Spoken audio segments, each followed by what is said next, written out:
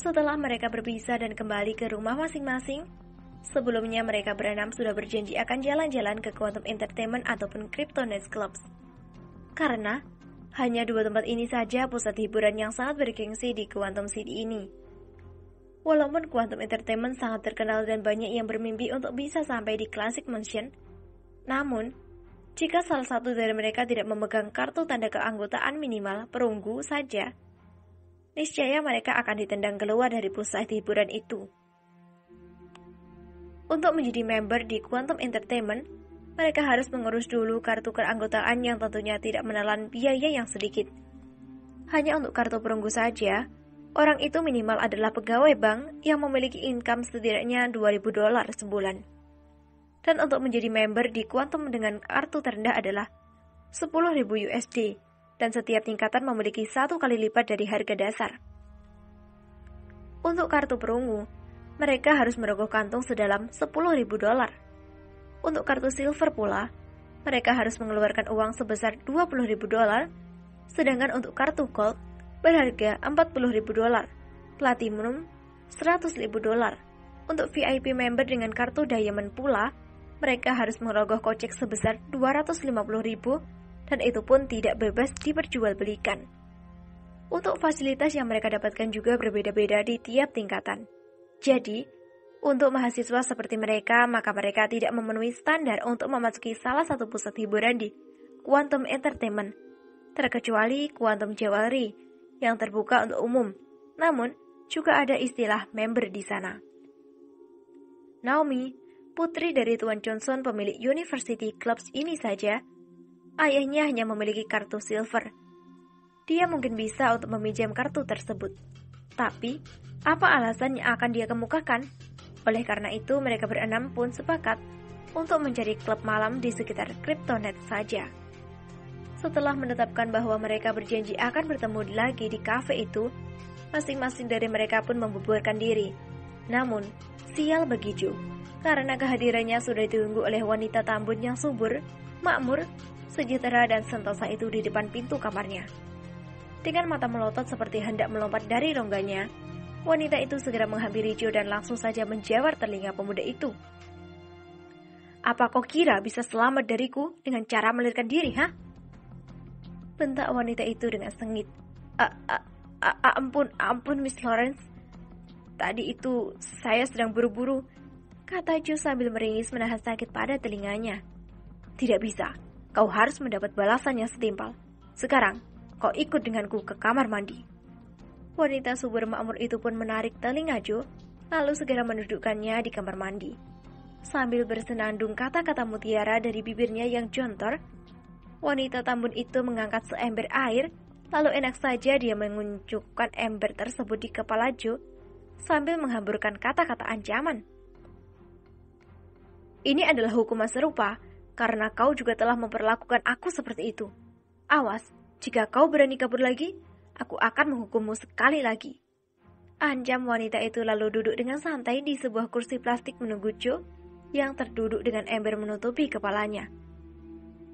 "Celaka, aku melihat Joe mendapat hukuman dari pengawas asrama," kata Sheila sambil berlari menuju ke arah kafe, di mana Tie, Ruby, Melissa, dan Naomi sedang duduk di sana.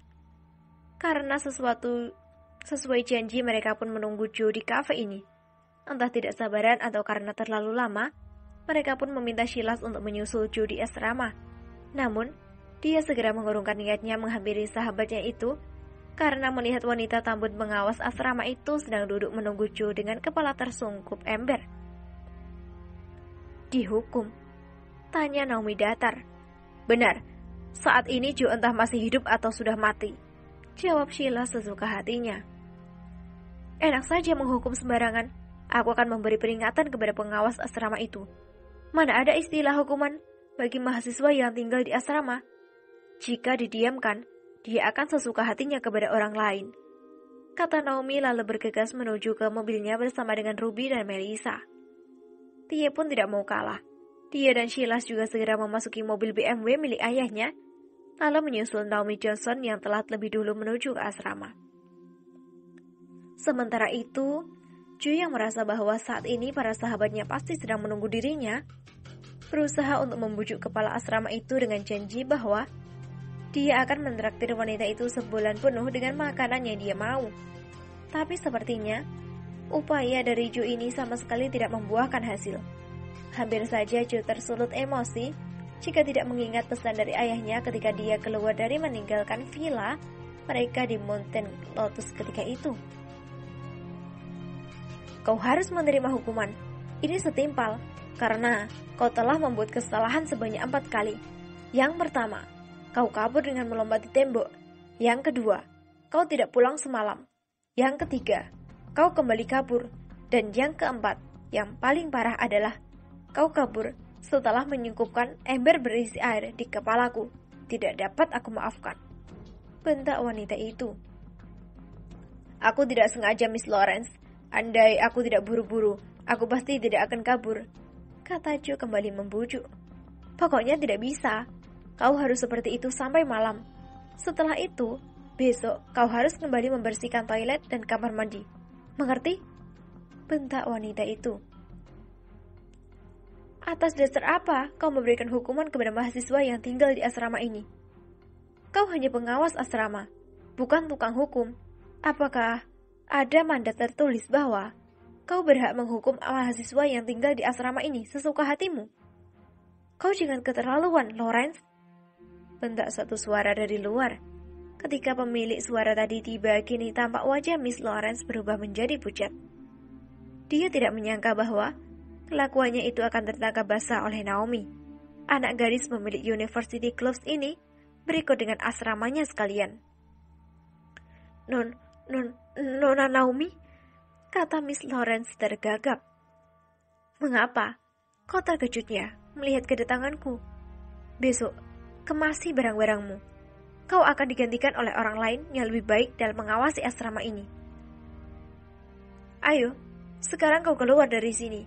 Biarkan sahabatku ini membersihkan diri, kata Naomi lalu bergegas pergi meninggalkan kamar mandi itu sambil diikuti oleh yang lainnya.